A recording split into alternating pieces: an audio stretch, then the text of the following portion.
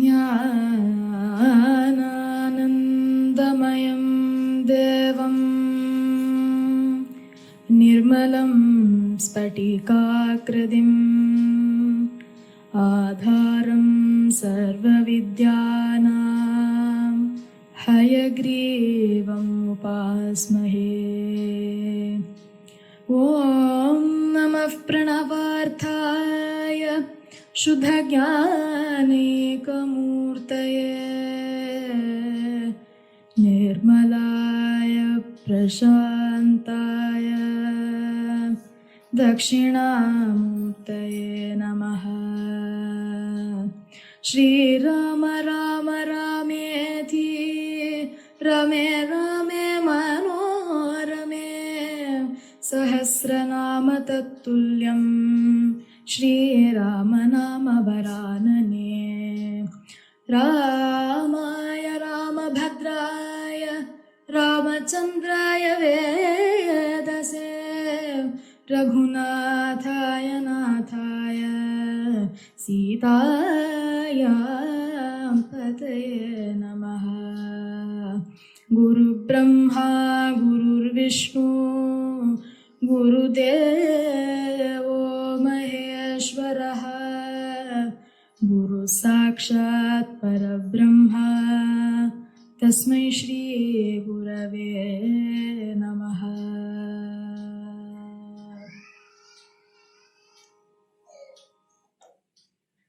எல்லோருக்கும் நமஸ்காரம். நம்ம தொடர்ந்து ஸ்ரீமத் ராமாயண இதிகாசத்தை பார்த்துன்னு வந்துட்டு இருக்கோம். அந்த வகையில 2 எபிசோட் பார்த்துருக்கோம். இன்னைக்கு 3வது எபிசோடுக்குள்ள பிரவேசம் பண்றோம். 3வது எபிசோடுக்குள்ள போகிறதுக்கு முன்னாடி 2வது எபிசோட்ல என்னென்னலாம் பார்த்தோம் அப்படிங்கறத ஒரு ரீகேப் பண்ணிட்டு வரலாம்.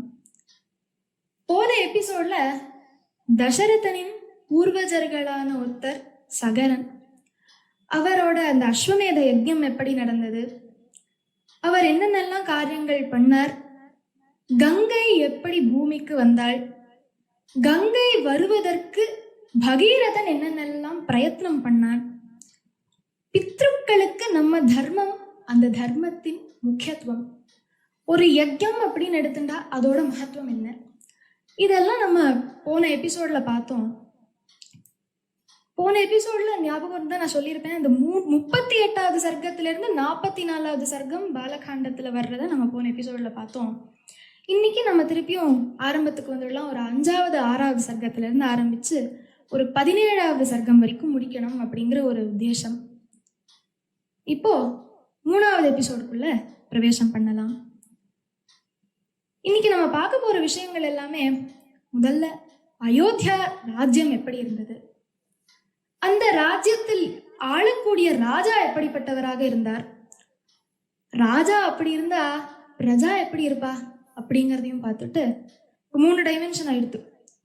4வது இந்த ராஜாவோட அரசபையில இருக்கக்கூடிய மந்திரிகள், மேல அந்த ராஜா என்னென்னலாம் யஜ்ஞம் பண்ணணும்னு முயற்சித்தார், இது அத்தனை விஷயம் இன்னைக்கு பார்க்க போறோம்.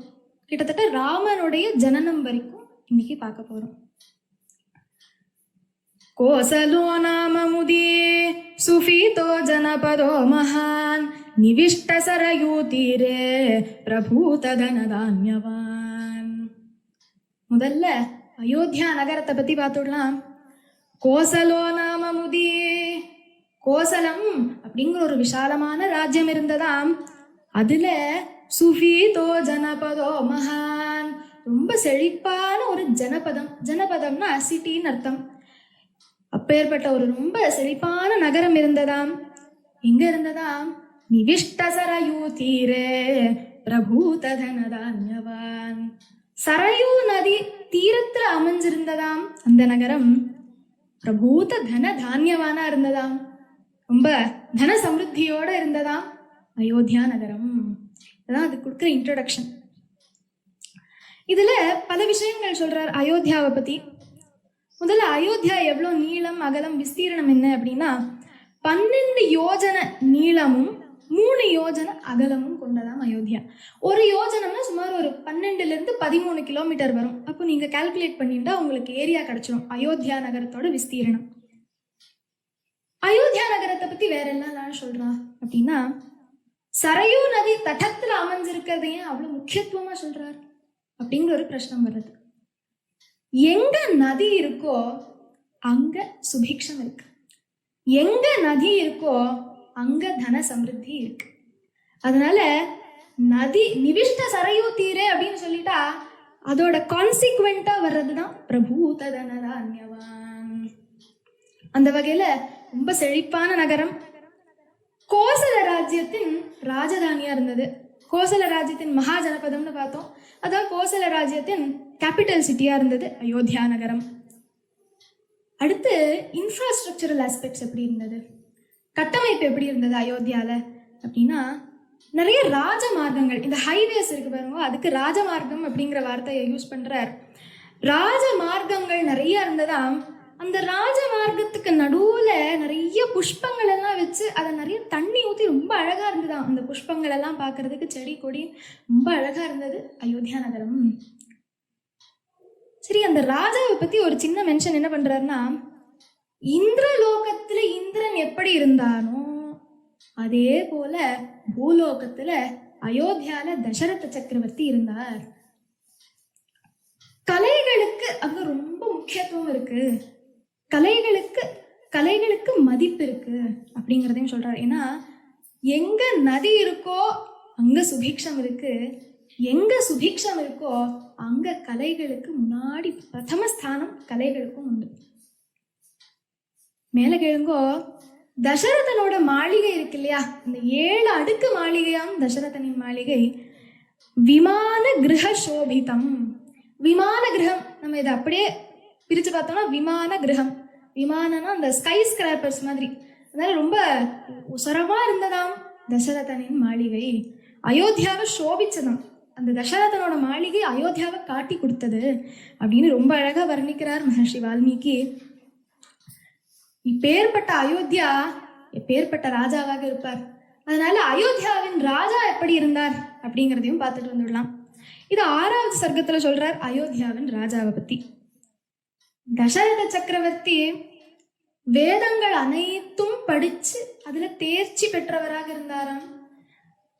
இக்ஷ்வாகு வம்சத்துல வந்த ஒரு மகான் ராஜாவாக இருந்தாராம். இப்போ நம்ம இக்ஷ்வாகு வம்சம் சொல்றோமே, அது என்ன அப்படின்னா, இந்த ராஜாக்களோட டைனஸ்டி இருக்கு இல்லையா, இக்ஷ்வாகு வம்சம், விதேக வம்சம் அப்படின்னு நிறைய வம்சங்கள் இருக்கு. இக்ஷ்வாகு வம்சத்துல வந்த ஒரு ரொம்ப பிரமுகமான ராஜா இக்ஷ்வாகு. அவர் பேர்லயே இந்த வம்சத்தை டிஃபைன் பண்ணிடுவார். அதனால இக்ஷ்வாகு வம்சம். நீங்க பார்த்தீங்கன்னா ரகு வம்சம்னு சொல்லுவா, ஏன்னா ரகுங்கிற ஒரு ராஜா வந்த வம்சம், அதனால ரகு வம்சம். எதுக்கு சொல்ல வந்தேன், இக்ஷ்வாகு வம்சம் அப்படிங்கறத பத்தி. இந்த இக்ஷ்வாகு வம்சத்தை பத்தி நீங்க பார்த்தீங்கன்னா 70வது சர்க்கத்துல பாலகாண்டத்திலேயே வசிஷ்டர் சொல்றார் இக்ஷ்வாகு வம்சம் எங்கிருந்து ஆரம்பித்தது, இப்ப இருக்கக்கூடிய ராம லக்ஷ்மணால் வரைக்கும் சொல்றார் அந்த 70வது சர்க்கத்துல. அது அப்போ வரும்போது பார்க்கலாம். இப்போ இது இக்ஷ்வாகு வம்சத்துல வந்து ஒரு மகான் ராஜா தசரதர். ஒரு க்ஷத்ரியன் அப்படின்னா, ஒரு க்ஷத்ரியனுக்கு லட்சணம் யுத்தம் புரிவது, சாரத்தியம் பண்றது, இதெல்லாம் தானே. அந்த வகையில தசரதர் ரொம்ப நல்லா யுத்தம் புரிவாராம். தேர் ஓட்டுறது இல்லையா, அந்த சாரத்தியம் பண்றதுல சாமர்த்தியம் பொருந்தியவராக இருந்தார் தசரதர். தசரதனின் புகழ் பூலோகத்துல மட்டும் இல்லையா, பூலோகம், புவர்லோகம், சுவர்லோகம் ஆகிய 3 லோகங்கள்லயுமே இருந்ததாம். இப்போ இந்த லோகங்கள்ல 7 புவனங்கள் அப்படிங்கிறா இல்லையா, 14 லோகங்கள். மேல ஒரு 7 லோகம், கீழே ஒரு 7 லோகம். மேல இந்த பூஹு புவஹா சுவஹா ஜனஹா மஹா தபஹா சத்தியம், கீழே அதல விதல சுதல ரதா ரசாதல தலாதல பாத்தாள மகாதலன்னு கீழே ஒரு 7. அப்ப 7 நீங்க சேர்த்து போட்டுட்டீங்கன்னா 14 லோகங்கள். இது அத்தனையுமே படித்தவர் பிரம்மா, அதனால பிரம்மாண்டம் அப்படின்னு அதுக்கு பேர். அந்த வகையில பூமியில மட்டும் இல்ல, பூலோகத்துல மட்டும் இல்ல, பூஹு புவஹா சுவஹா அப்படிங்கிற 3 லோகங்கள்லயுமே தசரதனோட புகழ் பாடிட்டு இருந்தாளாம். சரி, குணம் எல்லாம் நல்லா இருக்கே சுவாமி, தனம் எப்படி அப்படின்னா, ரொம்ப தனவானா இருந்தார். மேல் லோகத்துல குபேரனும் இந்திரனும் எப்படியோ அப்படி இருந்தாராம் நம்ம தசரதர். தர்மமே வடிவு, தர்மத்தையே பாலனம் பண்ணக்கூடியவர். தர்மத்தை விட்டு க்ஷணமாத்திரமும் விலகாம தர்மமே பாலனம் பண்ணக்கூடிய ஒரு மகான் ராஜாவாக இருந்தார் தசரதர். தசரதரை பத்தியும் பார்த்துட்டோம். தசரதர் எப்படிப்பட்டவர் அப்படின்னு. இப்போ இப்பேற்பட்ட ராஜா ஆளக்கூடிய அந்த பிரஜா மக்கள் எப்படி இருப்பா அதை பார்க்கணும் இல்லையா? அதுக்கு ரொம்ப அழகா ஒரு ஸ்லோகத்துல நெகட்டிவ் டென்ஸ் யூஸ் பண்ணி சொல்றாரு. அதாவது இப்படியெல்லாம் இல்லை, இப்படி இல்லை, இப்படி இல்லை அப்படின்னா எப்படியெல்லாம் இருந்தார் அப்படின்னு நம்ம டிடியூஸ் பண்ணிக்கணும். அந்த ஸ்லோகத்தை கேட்டுடலாம். ந நாஸ்தி கோ நான்ரிதகோ ந கஷ்சித் பஹுஸ்ருதஹ நாசூய கோ ந சாசக்தோ ந வித்வான வித்யதே ததா. ந நாஸ்திகோ ஒத்தரும் நாஸ்திகர்களாக இல்லையாம், பகவான்ல பக்தி பண்ணக்கூடியவர்களாக, வேதம் சொல்லுவது சத்தியம் அப்படின்னு நினைத்துட்டு இருக்கக்கூடிய மக்களாக இருந்தார்களாம். ந நாஸ்திகோ நான்ரிதகோ ந அன்றிதகோ, அதை பிரிச்சா ந அன்றிதகோ. அன்றிதகோனா இந்த பொய்மை, ஃபால்ஸ்ஹுட் அப்படின்னு சொல்லலாம் இங்கிலீஷ்ல சொல்லணும்னா. இதுக்கு தீக்ஷிதர்வாள் ஒரு கீர்த்தனையில ரொம்ப அழகா இந்த நான்றிதகோ அன்றிதம் அப்படிங்கிற அந்த வார்த்தையை உபயோகம் பண்ணியிருக்க. அது எப்படி பண்ணியிருக்கான்னு கேட்டுடலாம். அந்தரங்க குருகுஹ சம்வேத்யம் அன்றித ஜட துக்க ரஹிதமனாத்யம். அந்தரங்க குருகுஹ சம்வேத்யம் அன்றித ஜட துக்க ரஹிதமனாத்யம். அந்தரங்க குருகுஹ சம்வேத்யம் அன்றித ஜட துக்க ரஹிதமனாத்யம். அன்றித ஜட துக்க ரஹிதம். அன்றித அப்படின்னா பொய்மை, பொய்மை அற்றவராக, பொய்மை ரஹிதனா அற்றவர் அப்படின்னு அர்த்தம். அன்றித அற்றவர், துக்கம் அற்றவர். இப்படிப்பட்ட அன்றித ஜட துக்கங்கள் எல்லாம் ரஹிதரா இருந்தாராம், இது எல்லாத்துக்கும் அப்பாற்பட்டவராக இருந்தாராம். சந்தான ராம சுவாமினம் சகுண நிர்குண ஸ்வரூபம் பஜரே. சந்தான ராமசுவாமினம் அப்படிங்கிற கீர்த்தனையில இந்த அன்றிதக அப்படிங்கிற வார்த்தையை ரொம்ப அழகா பயன்படுத்துறார். அதனால சொன்னேன். இப்போ அயோத்தியாவின் மக்களுக்கு பத்தி வந்துடலாம். ந அன்றிதகோ ந கஷ்டித் பஹுஸ்ருதா, ஒத்தர் கூட படிக்காதவர்களாக இல்லையாம், எல்லாரும் லிட்ரேட் பீப்புள், எல்லாரும் ஞானம் பொருந்தியவர்களாக இருந்தார்களாம். நாசூய கோ ந சாசக்தோ, நாசூயகா, நம்ம இந்த வார்த்தையை முதல் எபிசோட்லயே கேட்டிருந்தோம், அனசூயகா அப்படின்னு. அயோத்தியாவின் மக்கள் பொறாமை அற்றவர்களாக இருந்தார்களாம். ஏன்னா எல்லாருக்கும் வேண்டிய அத்தனை விஷயங்களும் இருக்கு, அதனால பொறாமைப்படுற அவசியமே இல்லை அவர்களுக்கெல்லாம். அதனால நாசூயகோ நச்சாசக்தோ, திறமை படைத்தவர்களாக இருந்தார்கள். நச்சாசக்தோ ந வித்வான வித்யதே ததா, அவித்யே இல்லாம இருந்தனா. ந அவித்யதே ததா, ததானா அப்பொழுது அப்படின்னு அர்த்தம். அப்போ இவ்வளோ அத்தனை விஷயங்களும் இல்லாதவர்களாக இருந்தார்களாம் நம்ம அயோத்தியாவின் மக்கள். இதெல்லாம் நம்ம இப்ப நினைச்சு பார்த்தா எல்லாம் ஒரு கற்பனையா தான் தெரியுது இந்த கலியுகத்துல இருந்து. இப்ப இப்படியெல்லாம் இருந்திருக்கா மக்கள் அப்படின்னு நமக்கு இங்க கனவா தெரியறது, அந்த அயோத்தியாவின் மக்களுக்கு அப்போ நினைவாவே நிஜமாவே அப்படிதான் இருந்தது. இங்கிலீஷ்ல ஒரு வார்த்தை சொல்லுவா, யூட்டோபியா, ஸ்டேட் ஆஃப் யூட்டோபியா அப்படின்னு. ஒரு வித சின்ன தப்பு கூட இல்லாம ரொம்ப பர்ஃபெக்டா எல்லாமே நடக்கக்கூடிய ஒரு சிச்சுவேஷனுக்கு யூட்டோபியா அப்படின்னு சொல்லுவா. நம்ம பார்த்தா அயோத்தியா வாஸ் யூட்டோபியா அப்படின்னு சொல்லிடலாம். சரி, இப்போ இன்னும் என்ன சொல்றாருன்னா, இது கேளுங்கோ, அங்க ஏழ்மையே இல்லாம வாழ்ந்தார்களாம் மக்கள். நம்ம இங்க கரீபி ஹட்டாவோன்னு சொல்லிட்டு இருக்கோம். அங்க வாழ்ந்த மக்களுக்கு கரீபினா என்னன்னே தெரியாம வாழ்ந்தார்கள். அப்போ ஒரு ஏழ்மை இல்லாத வாழ்ந்தார்களாம். தன்னோட ராஜாவை தான் பகவான நினைச்சுண்டு வாழ்ந்தார்களாம். அப்படின்னா இங்க அர்த்தம், ராஜா என்ன சொன்னாலும் நம்ம நல்லதுக்கு தான் சொல்றார் அப்படின்னு ஒரு கோஆபரேட்டிவ், ரொம்ப புரிஞ்சு அண்டர்ஸ்டாண்டிங்கோட இருந்தார்களாம் பிரஜாக்கள். இப்போ நம்ம மோனார்கின்னு சொல்றோம் இல்லையா, ராஜா சொல்றதுதான் சட்டம், அவர் பண்றதுதான் கரெக்ட், வேற யாருக்கும் ஒரு பவரும் இல்லை அப்படின்னால நம்ம சொல்றோம். ஆனா நீங்க இங்க அதே ராமாயணத்துல, அதே இந்த திரேதாயுக காலத்துல பின்னாடி அயோத்தியா காண்டத்துல தசரதர் யோசிக்கிறார், சரி நம்ம ரொம்ப வயசாயிடுத்து, இன்னும் ராஜ்ய சுமையை தாங்க முடியாது என்னால அப்படின்னு ராமருக்கு பட்டாபிஷேகம், யுவராஜ பட்டாபிஷேகம் பண்ணணும்னு யோசித்தாராம் தசரதர். ஆனா தசரதர் உடனே யுவராஜன் அப்படின்னு அறிவிக்கல. அவருக்கு சக்தி இருந்தது, பவர் இருந்தது, இருந்தாலும் அவர் அப்படி பண்ணல. மித்ர தேசத்தவா வேண்டியவா அத்தனை பேரையும் அழைச்சிட்டு வந்து தன்னோட சபையில உட்கார வச்சு கேட்கிறார் முதல்ல தசரதர், இப்படி நான் என்னோட புத்திரனான ஸ்ரீராமனை ராஜ்யபட்டாபிஷேகத்துக்கு ஏற்பாடு பண்றேன், நீங்க சம்மதம் தருவேளா? யாரெல்லாம் தரேளோ தரேன்னு சொல்லுங்கோ, இல்லாட்டி இல்லைன்னு சொல்லுங்கோ, அதை பேஸ் பண்ணி நான் ஒரு நிர்ணயம் எடுக்கிறேன் அப்படின்னு தசரதர் சொல்றார். இவங்க for the people by the people அங்கேயும் அப்ளை ஆயிடுது. பிரஜாக்களை கேட்டு ஒரு நிர்ணயம் எடுக்கிறார். இப்ப ஏற்பட்ட ராஜா, ஏற்பட்ட பிரஜைகள், யதா ராஜா ததா பிரஜா, எப்படி ராஜாவோ அப்படியே இருந்தார்கள் மக்கள். மேல நம்ம இன்னும் கொஞ்சம் டீப்பா போகலாம். அயோத்தியா ராஜ்யசபையில இருக்கக்கூடிய அந்த மந்திரிகள் யார் யார், எப்படி இருந்தார்கள் அவர்கள்? 8 பேர் இருந்தார்கள் மந்திரிகளா. அவ பேர் அது வால்மீகி சொல்லியிருக்கார். திருஷ்டி, ஜெயந்தன், விஜயன், சித்தார்த்தன், அர்த்தசாதகன், அசோகன், மந்திரிபாலன், சுமந்திரன். இவா 8 பேரும் தசரதனோட அரசபையில மந்திரிகளாக இருந்தார்களாம். எப்படி இருந்தார்களாம் மந்திரிகள்? நியாயவான்களா இருந்தார்களாம். இப்போ ஒருத்தர் ஏதாவது தப்பு பண்றார், தப்பு பண்றதுக்கு ஏத்தாப்புல தண்டனை கொடுக்கிற அந்த பாலிசியில நடந்துட்டு வந்தது அயோத்தியா. அந்த தப்பு பண்றவன் யாராக வேணாலும் இருக்கட்டும், அந்த மந்திரியோட சொந்த புத்திரனாகவே இருந்தாலும் கூட அந்த மந்திரிகள் தக்க தண்டனை கொடுப்பார்கள் அப்படின்னு எடுக்கிறார். அப்போ அவ்வளோ நியாயவான்களா இருந்திருக்கா. ஒருத்தர் கூட அங்க பொய் சொல்றவாளே இல்லையா.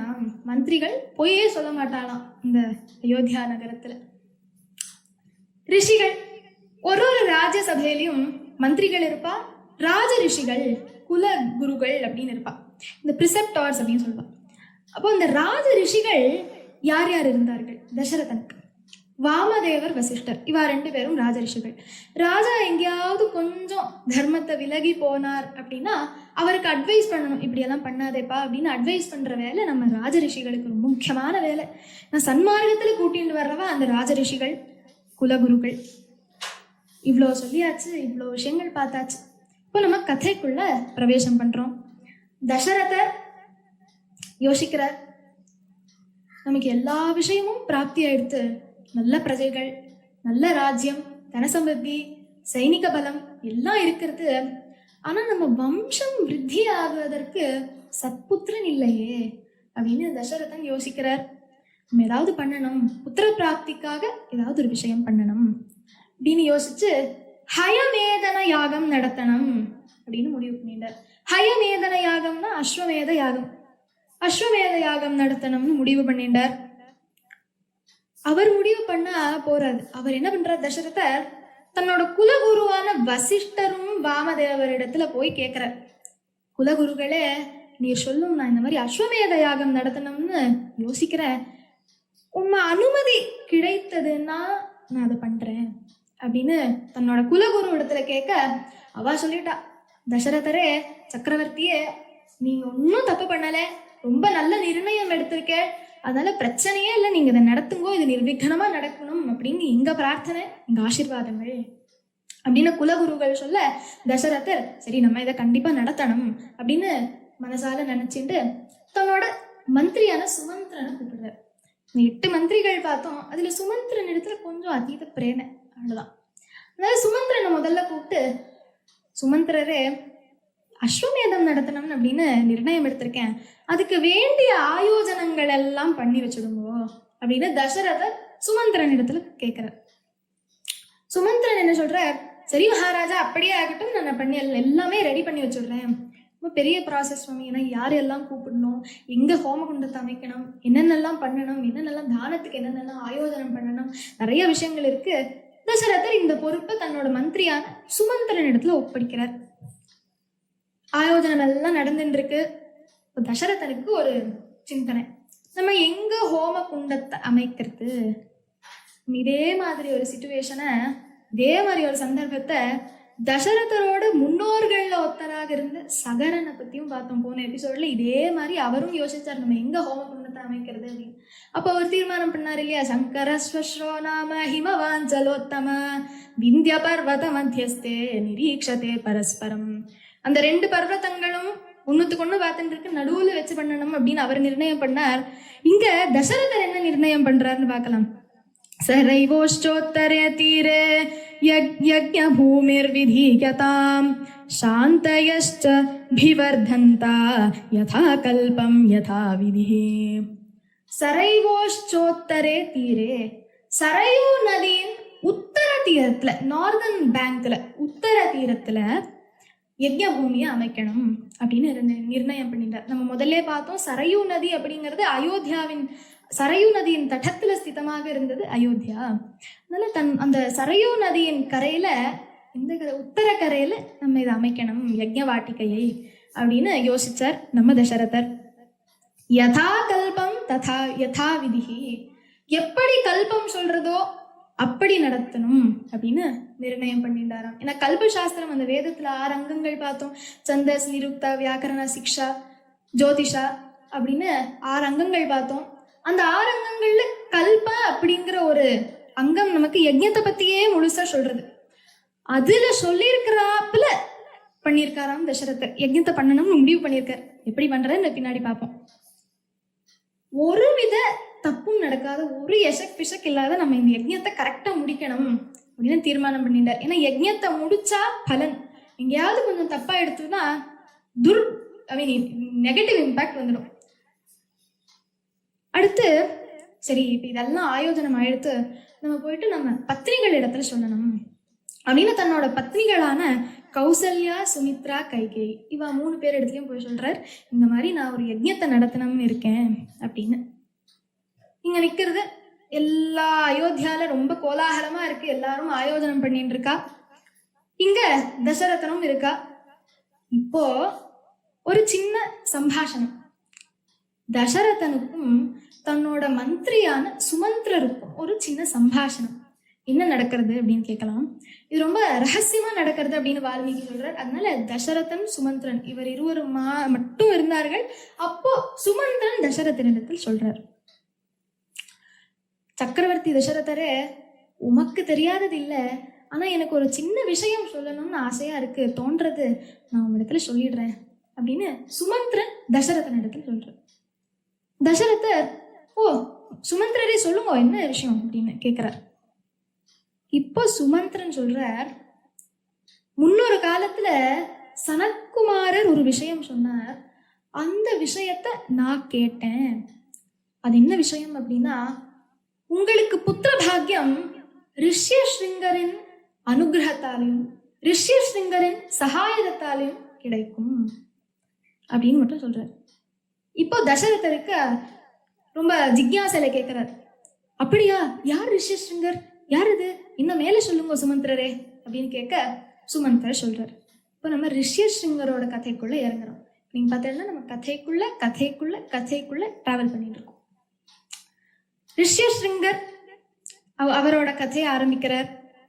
விபாண்டகர் அப்படின்னு ஒரு முனிவர் இருந்தார். அந்த விபாண்டக முனிவர் ரொம்ப தபஸ் பண்ணிட்டு இருந்தார்.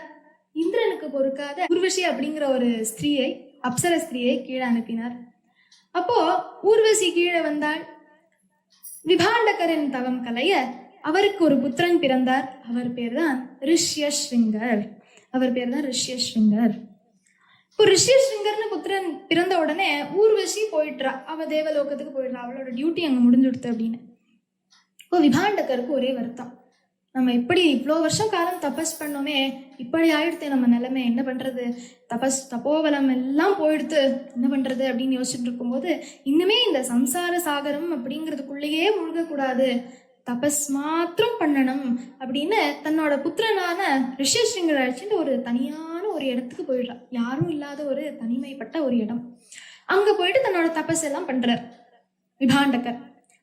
புத்திரனான ரிஷ்யஸ்ருங்கர் விபாண்டகரை பார்த்து பார்த்து பார்த்து அதே மாதிரி தபஸ் பண்ணிட்டு இருந்தார். அவர் எப்படி இருந்தார்னா, ரொம்ப நைஷ்டீக பிரம்மச்சாரியா இருந்தாராம். ஒரு ஸ்திரீயை பார்த்தது கூட இல்லையா நம்ம ரிஷ்யஸ்ருங்கர்.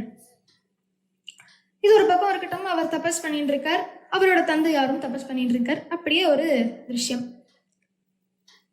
இதே சமயத்துல அங்க தேசம் அப்படிங்கிற ஒரு தேசத்துல ராஜாவான ரோமபாதர் இருக்கார். அங்க தேசத்தின் ராஜா ரோமபாதர்.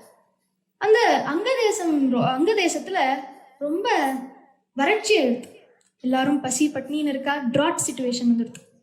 அதனால அங்க தேசத்து ராஜாவுக்கு கவலை. அங்க தேசத்துல அன்னியிலிருந்து இன்னி வரைக்கும் ஒரு நல்ல சாசனம் அமையல போல. ஏன்னா வால்மீகி சொல்றாரு, அங்க அந்த வறட்சிக்கு காரணமே நல்ல சாசனம் இல்லையா, நல்ல அட்மினிஸ்ட்ரேஷன் இல்லையா. ராஜா தன்னோட கர்த்தவியங்களை கரெக்டா பண்ணா அங்க மும்மாரி மழை பெய்யும் அப்படின்னு ராஜா ஒரு டியூட்டிஸ் அவர் பண்ண வேண்டிய அந்த கர்த்தவியம் எல்லாம் கரெக்டா பண்ணணும். ரோமபாதர் பண்ணலையா, அதனால அங்க வறட்சி ஏற்பட்டு அயோத்தியா எப்படி இருக்கோ அதுக்கு அப்படியே ஆப்போசிட்டா இருந்தது நம்ம ரோமபாதரோட அங்க தேசம். இப்படி இருக்கே அப்படின்னு ரோமபாதருக்கு கவலை. என்ன பண்றது அப்படின்னு, நம்ம தப்பு பண்ணிட்டோம், நம்ம சரியா ஆட்சி பண்ணல, மக்கள் எல்லாம் பாருங்க எப்படி பசி பட்னின்னு இருக்கா, ஒரு தன சமிருத்தி இல்லை, இப்படி இருக்கோமே அப்படின்னு ரோமபாதருக்கு ஒரு சிந்தை.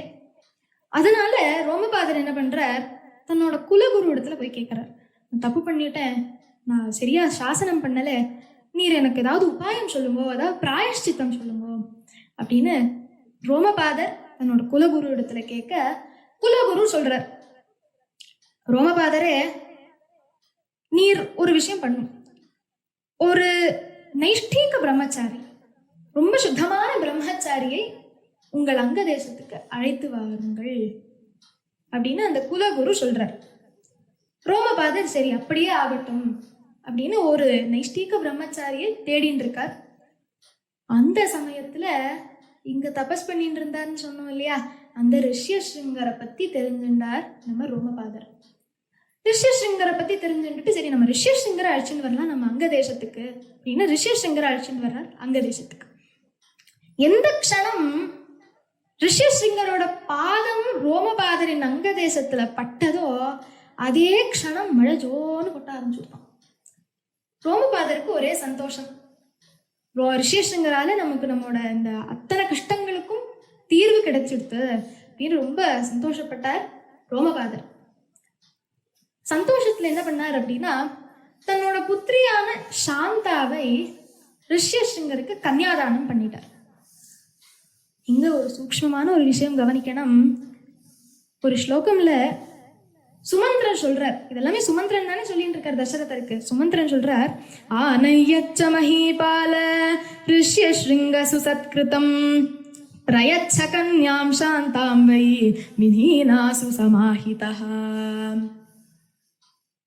ஆனைய கூட்டின்னு வந்தார் மஹீபால ரோமபாதர். மஹீபாலன ராஜா, அங்க ராஜா ரோமபாதர். ஆனையச்ச மஹீபால யார கூட்டிட்டு வந்தார், ரிஷ்யஸ்ருங்க சுசத்கிருதம் சத்காரம் எல்லாம் பண்ணார். பிரயச்ச கன்யாம் சாந்தாம் வை விதீனாம் சுசமாஹிதஹ. பிரயச்ச கன்யாம் சாந்தாம் வை, உம்ம பெண்ணான சாந்தாவை ரிஷ்யசிங்கருக்கு கன்னியாதானம் பண்ணி வைத்தார். உம்ம பெண் அப்படின்னா இங்க சுமந்திரன் பேசிட்டு இருக்கார். சுமந்திரன் யாரோட பேசிட்டு இருக்கார், தசரதனோட பேசிட்டு இருக்கார். அப்போ உம்ம பெண் அப்படின்னா அது தசரதனுடைய பெண். தசரதனுடைய பெண்ணை ரிஷ்யசிங்கருக்கு ரோமபாதர் கன்னியாதானம் பண்ணிட்டார் அப்படின்னு அர்த்தம். இப்போ எப்படி ரிஷ்யசிங்கருக்கு தசரதனோட பெண் ரோமபாதன் எப்படி கன்னியாதானம் பண்ண முடியும் அப்படின்னா, இந்த சூக்ஷ்மமா என்ன விஷயம்னா, தசரதனுக்கு ஒரு பெண் இருந்தாள், அவள் பேர் சாந்தா. அந்த சாந்தாவை தசரதர் ரோமபாதருக்கு தத்து கொடுத்துட்டாராம். இப்ப சாந்தா நம்ம ரோமபாதர் ராஜ்யத்துல வளர்ந்துட்டு வரா.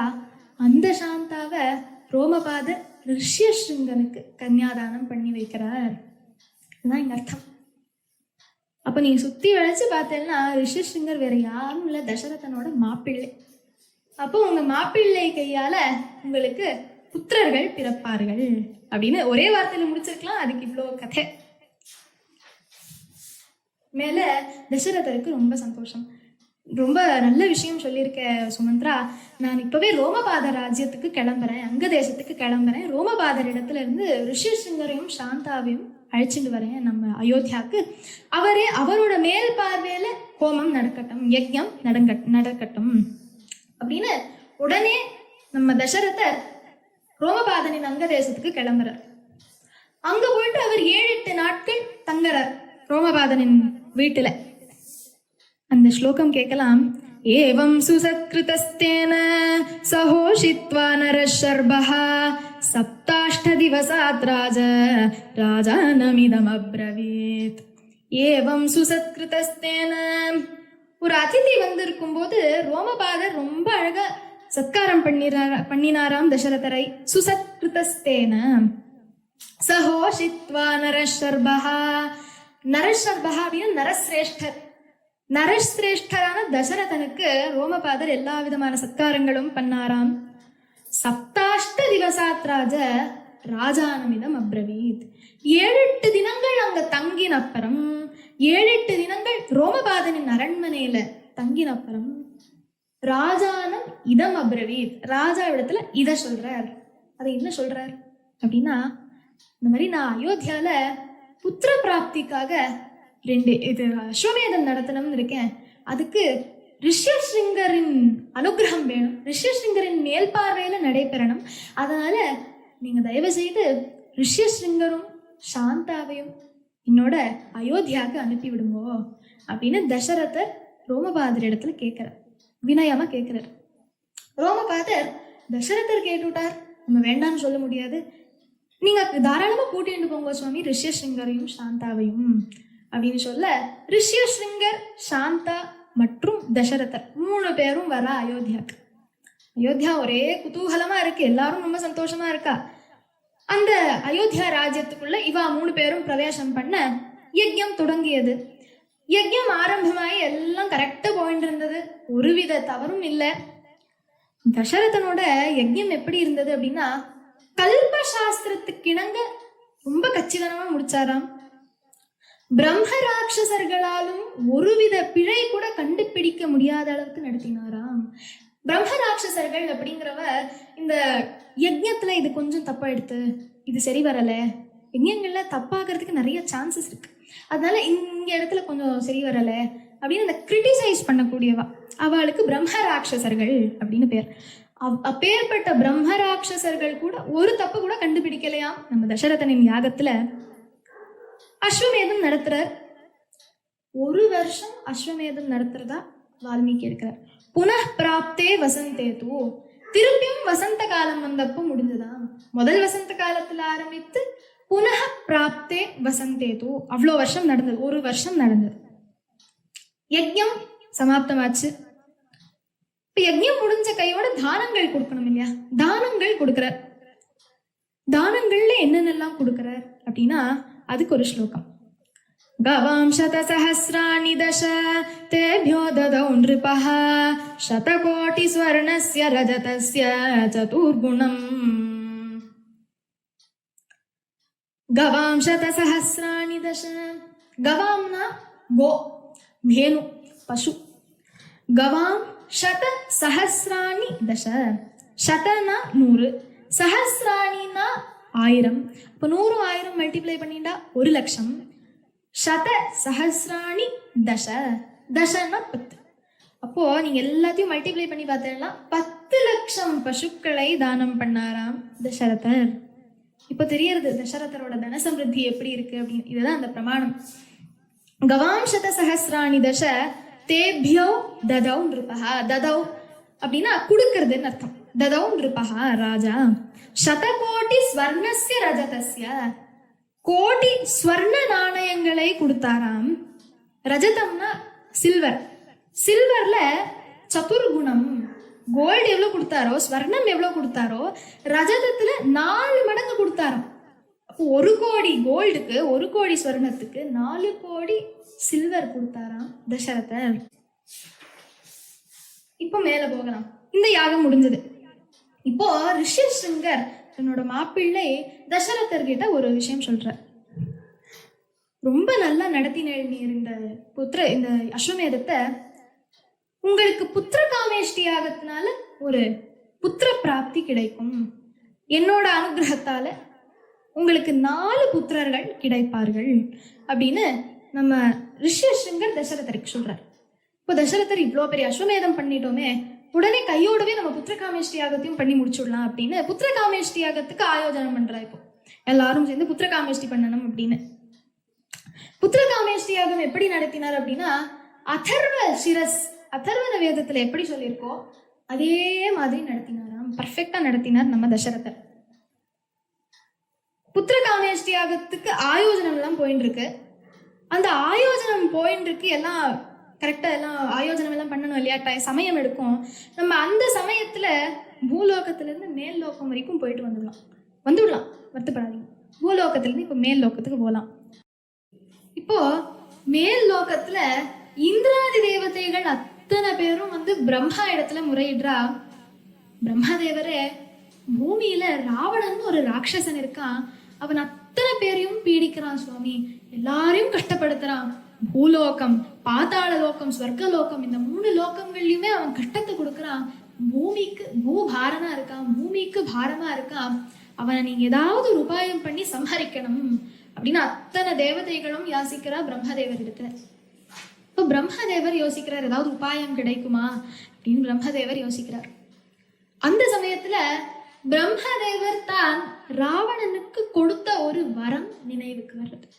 அது என்ன வரம் ராவணன் கேட்டான் அப்படின்னா, தேன கந்தர்வ யக்ஷானாம் தேவ தானவ ராட்சசாம் அவத்யோஸ்மீதி வாகுக்தா ததைத்யுக்தச தன்மயா.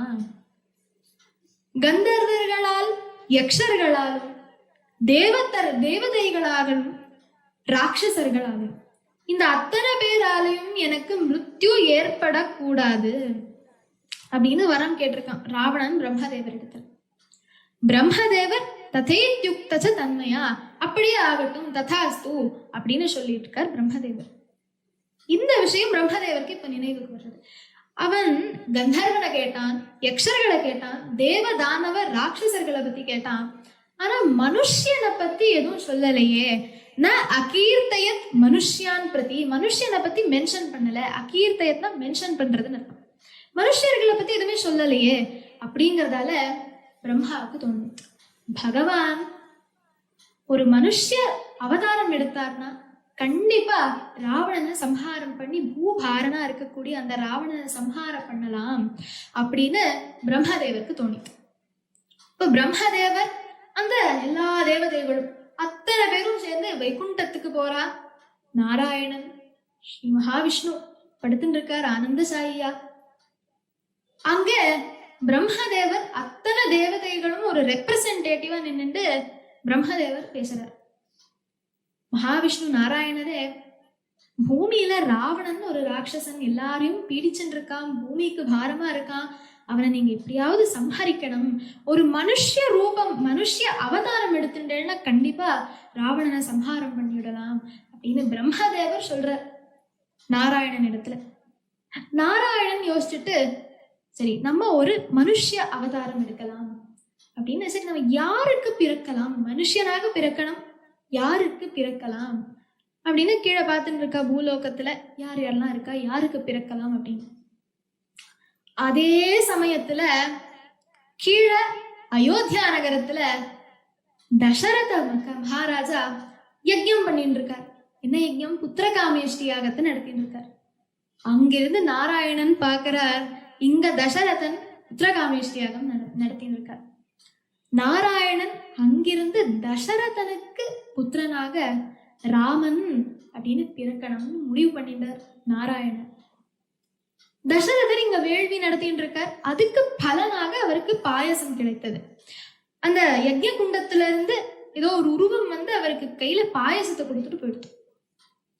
இந்த பாயசத்தை நீ உங்க பத்திரிகள் இடத்துல கொடு, சத்புத்திரர்கள் பிறப்பார்கள் அப்படின்னு சொல்லிட்டு போயிடுது. இப்ப தசரதர் அந்த பாயசத்தை எப்படி பிரிக்கிறார் அப்படின்னு பார்த்தா, அந்த பாயசத்தை பாதியா பிரிச்சுடுறார். ஒரு கப்பு பாயசத்தை பாதியா பிரிச்சுட்டு ஒரு பாதிய கௌசல்யாவுக்கு கொடுத்துட்டார். இன்னொரு பாதி இருக்கு, அந்த பாதியை திருப்பியும் ஹாஃபா கட் பண்றார். அப்போ 1/4 1/4 ஆயிடுச்சு. அந்த ஒரு 1/4 எடுத்து சுமித்ராக்கு கொடுத்துட்டார். விஞ்சிய 1/4 எடுத்து அதை திருப்பியும் பாதியா கட் பண்றார். 1/8 1/8 இருக்குது. அதுல ஒரு 1/8 எடுத்து கைகேயிக்கு கொடுத்துடுறார். இன்னொரு 1/8 எடுத்து நம்ம சுமித்ராக்கே கொடுத்து விடுறார். அந்த காரணத்தினாலதான் கௌசல்யாவுக்கு ஒரு புத்திரன், சுமித்ராக்கு 2 புத்திரர்கள், கைகேயிக்கு ஒரு புத்திரன். இந்த ராமரோட அவதாரம் பார்த்தோம் இல்லையா, எடுக்கிற அந்த நினைவு எப்படி எடுக்கிறது அப்படின்னு நாராயணர் யோசிக்கும் போது அந்த சந்தர்ப்பத்தை தியாகராஜர் அழகா ஒரு கீர்த்தனையில கேப்சர் பண்ணியிருக்கார். அது என்ன சொல்றார் தியாகராஜர்னு பார்க்கலாம். அவனிக்கு ரம்மனி பிலஜின மஹராஜோ எவடோ வானிக்கு ரோகேதராம எவரிக்கு அவதாரண திதிவோ. தியாகராஜர் கேக்குறார், அவனிக்கு ரம்மனி பிலச்சின மகாராஜு எவடோ வாணிக்கு மொக்கேதா. பூமிக்கு வா, அவனிக்கு ரம்மனி பிலச்சின கூப்பிட்ட அந்த மகாராஜா எவடோ யாரோ அவருக்கு என்னோட நமஸ்காரங்கள். அவனிக்கு ரம்மனி பிலச்சின மகாராஜு எவடோ வாணிக்கு மொக்கேதா. தியாகராஜர் எவ்வளவு பக்தி பண்ணார் ராமர் இடத்துல அப்படின்னா, ராமர் அவதாரம் எடுக்கிறதுக்கு காரணமாக இருக்கக்கூடிய அந்த ராவணனையே வணங்குறார். ராவணா நீ இல்லைன்னா எனக்கு ராமர் கிடைச்சிருக்க மாட்டார் எனக்கு, அதனால ராவணா உனக்கு நமஸ்காரங்கள், ராம அவதாரம் முன்னாலதான் எனக்கு ராமர் கிடைச்சார் அப்படின்னு அந்த சந்தோஷத்துல புகழ்றார். எவரேக்கே அவதாரம் எத்தித்தீவோ, யாருக்காகவா நீ அவதாரம் எடுத்த, இப்புடையின தெலுங்கு இப்பயாவது சொல்லு அப்படின்னு தியாகராஜர் அவரோட அற்புதமான கீர்த்தனையில கேட்கிறார். இந்த சந்தர்ப்பத்துல நிக்கிறோம், நாராயணர் ராமனா அவதாரம் எடுக்க போறா. இந்த எபிசோட்ல நம்ம இதோட நிறைவுபடுத்திக்கணும். ராம அவதாரம் எடுக்கணும் அப்படின்னு நாராயணர் நிர்ணயம் பண்ண வரைக்கும், தசரதனுக்கு புத்திரனாக பிறக்கணுங்கிற வரைக்கும் பார்த்தோம். அடுத்த எபிசோட்ல ராமாயணத்திலே ஒரு ரொம்ப முக்கியமான கட்டம், ஸ்ரீ ராம அவதாரம் எப்படி நடந்தது ரொம்ப ஆச்சரியமா வர்ணிக்கிறார் நம்ம வால்மீகி. அது எத்தனையுமே நம்ம அடுத்த எபிசோட்ல பார்க்க போறோம். ராமர் பிறந்தது, வளர்ந்தது, விஸ்வாமித்திரர் வந்து ராமரை அழைத்து சென்றது, இது எத்தனையுமே வரக்கூடிய எபிசோடுகளை பார்க்க போறோம். நீங்க தொடர்ந்து கேட்கணும்னு பிரார்த்தனை பண்ணிட்டு இங்கே இந்த எபிசோட நிறைவுபடுத்திக்கலாம். लोका समस्ता सुखिनो भवन्तु, कायेन वाचा मनसेन्द्रियैर्वा बुद्ध्यात्मना वा प्रकृते स्वभावा करोमि यद्यत् सकलं परस्मै श्रीमन्नारायणायेति समर्पयामि. नन्री.